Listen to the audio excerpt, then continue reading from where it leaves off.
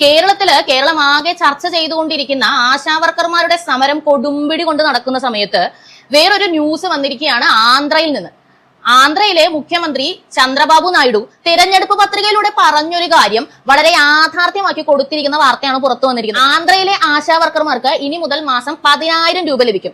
അതുപോലെ 30 വർഷം സർവീസ് ഉള്ളവർക്ക് 1.5 lakhs ഗ്രാജുവിറ്റി ആയിട്ട് ലഭിക്കും. അവരുടെ പെൻഷൻ പ്രായമാണെന്നുണ്ടെങ്കിൽ 62 വയസ്സാക്കി മാറ്റി. ഇതൊന്നും പോരാതെ 6 മാസം പ്രസവാവധിയും കൂടെ കൊടുക്കുന്നുണ്ട്.